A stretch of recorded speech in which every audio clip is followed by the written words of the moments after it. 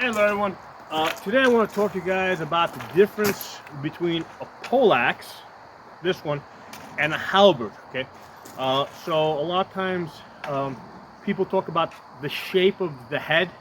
That's not the issue, or they talk about the length. The length is not what makes one or the other. Um, the difference between the poleaxe and the halberd is the construction of the head. Okay, so the halberd is a one-piece design. It's basically a shovel head on a stick, okay?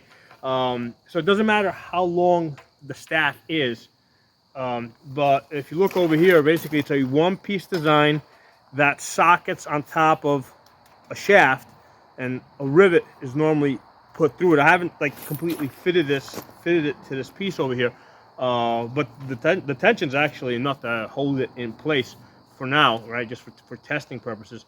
But it's a one-piece design, and because it's a one-piece design, it is a lot easier to make. Okay, so by comparison,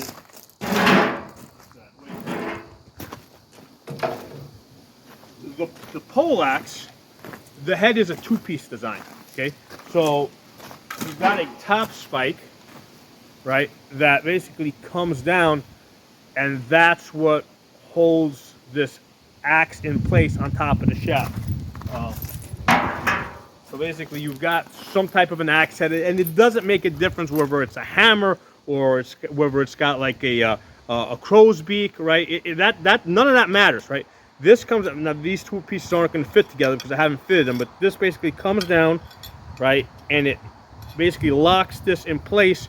There's usually a groove over here to lock it in place on top of the shaft, and then you run your rivets through to to keep it there. Okay, so this is a much more time-consuming thing to make. Okay, so that's why a lot of times this is referred to as the knightly poleaxe, because it's a lot more expensive, right? So in this design over here, again, you've got the top spike, which that's the piece that holds everything together. That comes down and holds the hammer or the axe in place, and it wouldn't make a difference if there was a spike on one end and whatever on the other side. You could mix and match whatever combination you want on these two sides, but the spike is what holds. The vertical spike holds the horizontal piece in place, and that rivets down to the shaft. Now, usually, this part of the top spike is usually referred to as langets, and on this particular, a lot of times these langets can extend all the way down. What I chose to do with this design is I've actually got separate langets on the shaft that are like 1/8 of an inch thick on each side, and then the top spike langets are really short, and those rivets go through this metal. Okay, so it's really the wood here. Basically, I'm holding on to the wood down here at this point over here, because what happens, these langets get thicker as it comes up. From this point up, it's really the langets that are holding this thing together. The wood, at this, like if I were to burn this wood out, right? Let's say I would put this in an incinerator and burn this out. The rivets, which expand both outside and inside, they mushroom when I hammered them, right? The rivets would be enough to hold everything in place from here to here, even if I was to burn this wood out. Okay, so the wood only really comes into play down here, where the langets get really thin, and I'm holding on to it. Okay, so there's your poleaxe, right? Now, because the head tends to be of a heavier construction, there's a limit to how long this can be. It's usually about the height of the person that's using it. Okay, I mean, it can be a little bit shorter, it can be a little bit longer, but there's the issue here is that as you try to make it longer, the head needs to be lighter. Okay, if you're going to have if the head's going to be a little bit heavier, then it needs to be shorter so that you can move it, right? And I want to be able to hold this from the end, right, and swing this around and recover it. Okay, when we get in close, yeah, I'm going to choke up on it like this. But I also want to make use of my max distance, right? Because if we start out at max distance, I want to be able to take that shot at max distance.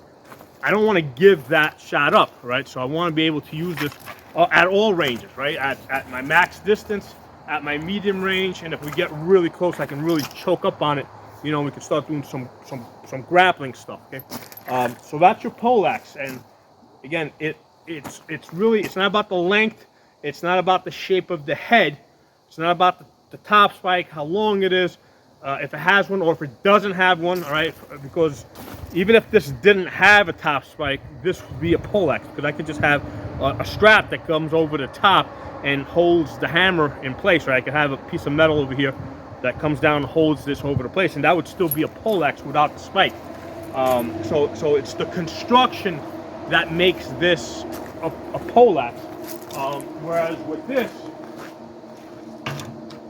okay, the construction of this makes it a halberd. And you could actually shape this so it looks exactly like that. Right? You can build a one-piece design, okay, that has, you know, an axe on one side, a hammer on the other side, and a spike on top. But it would all be a one-piece design, okay? So even though it would look like that, it's not that. It would be a halberd, because that one-piece design that sockets down onto your shaft. So that's the defining characteristic of a poleaxe versus halberd. And if you think about it, right, if you go to the blacksmith that's making this, right, and I made both of these, right, what's the blacksmith going to be concerned with? He's not going to be concerned with how long the shaft is, right? Because, I mean, that's just a question of where you cut it. You know, do I go full length? Do I cut it here? Do I cut it here? So that's the least important thing that I'm concerned with as the blacksmith, okay? The only thing that might concern me is if I know that you're going to want a really long shaft, I know as the blacksmith that the head needs to be a little bit lighter, okay? Whereas if you tell me that your shaft's going to be shorter, right, I know I can maybe make the head a little bit bigger, right? You know, maybe I can make the spike a little bit longer. So as the blacksmith, that's what I'm concerned with. Am I doing a socket design, okay, or am I doing a two-piece design like you see on the other one? And it doesn't even matter what you call it, because in different regions, in different areas of Europe, these things would have had their own names.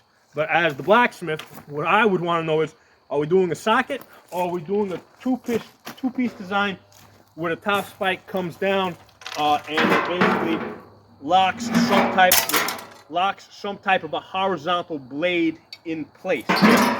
So that's the difference between a halberd and a poleaxe. Not the shape, not how long it is, you know, the construction. Is it one piece? Is it a one-piece head? Or is it a two-piece head?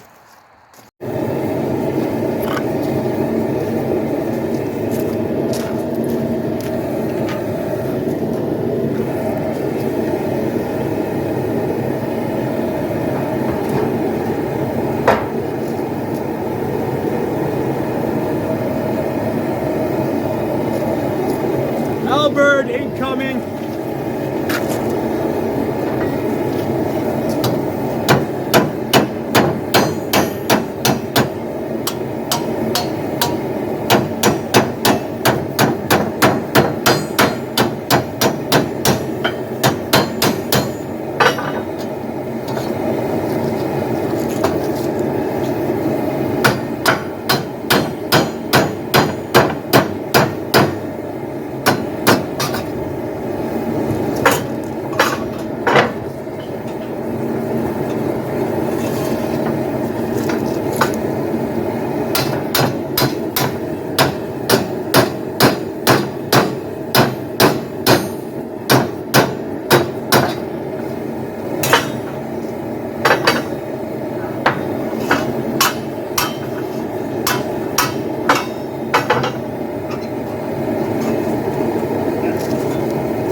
This is our halberd. This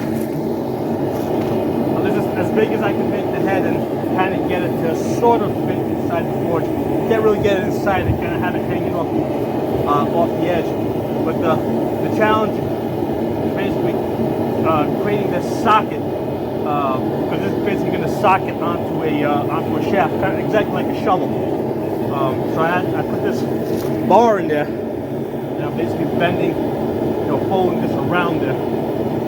I mean, it's a much easier design compared to the poleaxes I've been building. And I guess the reason why most soldiers got halberds rather than poleaxes. But it's also lighter, right? Even though it looks bigger, like it has a bigger head, the metal's much thinner. So you can have this on a longer shaft. You can have this on an 8-foot shaft.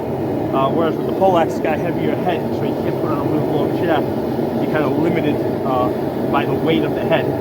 But this design here is a much simpler to make and lighter. And the reason why it was more common.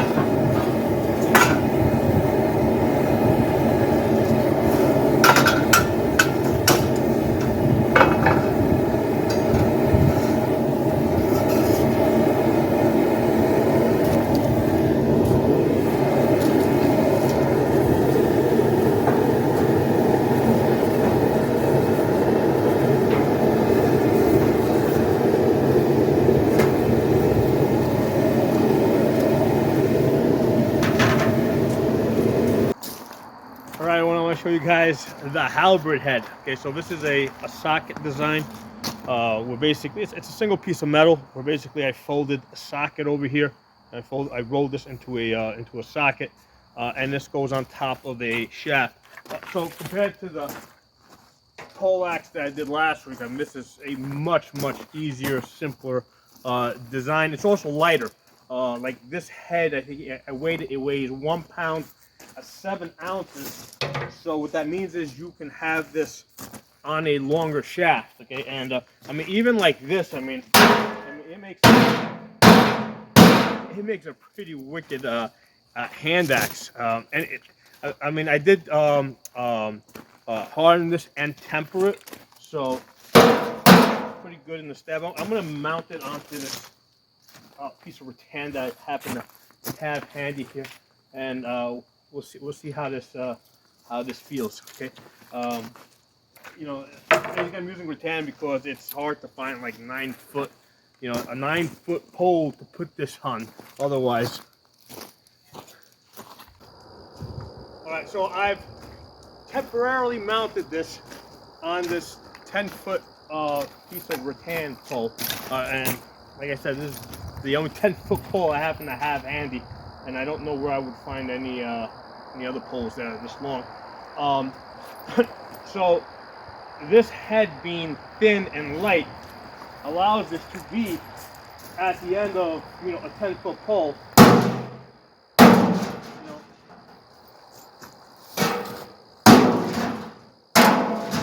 Honestly, the fact that this thing is so wobbly is hard for me to work with right now.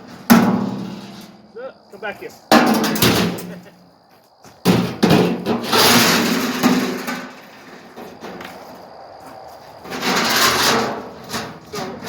One of the things that I noticed on almost all halberds is that they have a hook. There's almost always a hook. The head can be of lots of different shapes, but there's always a hook. Sometimes 2 hooks, like I have here and here. And the reason is so that you can hook people off of horses. So this is primarily an infantry person's, a soldier's or soldaten's weapon, right? Where you can fight people on horseback from distance.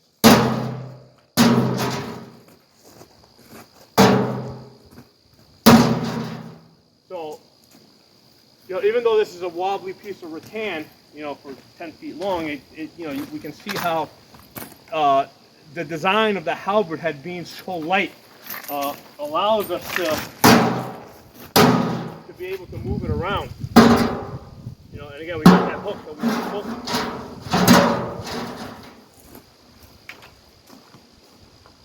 So, you know, two very different weapons. A lot of times when we look at museum pieces, I mean, you might have a halberd that has this shape, but if it's got a socket design, you know, it's gonna have a much thinner, lighter head. Whereas this is more of a, you know, this is a much heavier design, so it's gonna have to go on a shorter shaft.